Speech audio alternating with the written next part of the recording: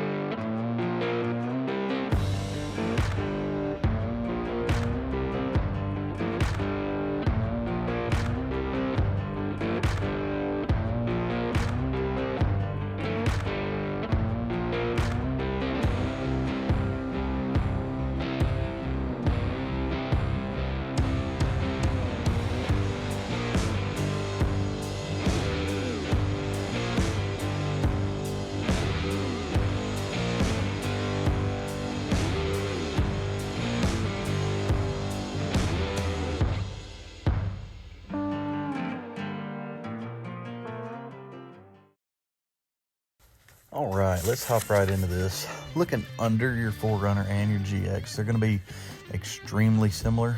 They're gonna have the same style drivetrain most of the way. You can swap a lot of these components. Those springs, the air springs that come on the GX40 can be swapped with the 4Runner coil springs. They're gonna mate right up. You're gonna need a conversion kit, but they'll go right on there. So very convenient to be able to swap these parts out. Makes customization very easy.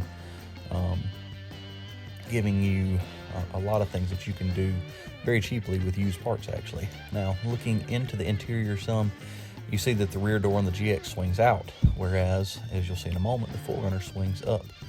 Every GX came with a third row, which is not something you see in every single 4Runner.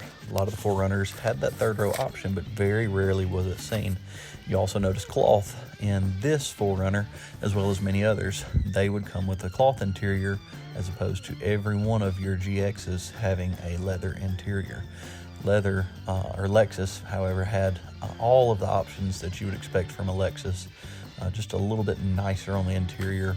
Typically women-driven, Lexus maintained, whereas your Toyota may not be that.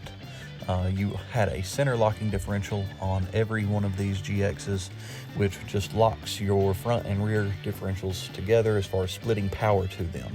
They're not locked together as the typical sense of a rear differential being locked where both wheels spin at the same rate. You just get equal power back and forth. The 4Runner in the 4th gen also had a center locking differential in your 4-wheel drive models, but you had a button to turn it from, or a knob to turn it from 2-wheel drive to 4-wheel drive low and 4-wheel drive high, and you also had a separate center locking differential button, which the Lexus also has. But the Lexus is full-time 4-wheel drive, whereas some of your 4Runners came in 2-wheel drive. Some of the other things that you're going to notice on the interior, the dashes crack. They happen a lot. On the engine, V8 for the Lexus, every one of them had a V8. The 4Runner comes in a V6 or V8. If you have the V8, you've got a timing belt. If you've got a V6, you've got a timing chain. Here you see some of those cracked dashes I was mentioning. Something that you're going to just have to deal with. You also had a lever to lock it from 4 high to low. Is not something that you would see. And yes, I know I'm reusing some of my footage. I should have filmed a little longer. Not every 4Runner came with a sunroof. Not every GX came with a sunroof. You can get that in both options. The GX also would come with navigation or non-navigation. Non-navigation being the more desirable of the two for most people today. A couple of other things that you might see. There's not a lot of difference in these two vehicles otherwise. Both are going to be very capable off-road. Both are going to do a very good job for you.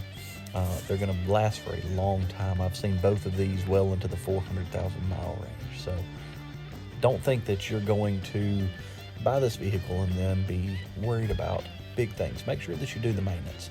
Take care of the things that need to be taken care of, and these vehicles are going to last you a very, very long time. I've got a video I'll link right here for things to look at before buying a GX470. I may do one for the 4Runner. Both of these are going to be really, really good off-road vehicles for you and take care of your family for a really long time. So again, throw any questions you have in the comments. Thanks for watching. And don't forget, if you like what we're doing, keep smashing that like button for us. It always helps. It helps YouTube to show it to other people who may be interested in the same thing. As always, if you can subscribe, that would be great. I try to post after the feedback from you guys. I'm going to try to post once every probably 2 days, maybe 3 days in between some of them, just depending on the content that I've got, the cars that I have, and what we've actually got going on. I know I've been a little overkill lately, so I don't want to run you off by over posting. So again, thank you for watching, and if you like it, pass it on to somebody else. Until next time, God bless.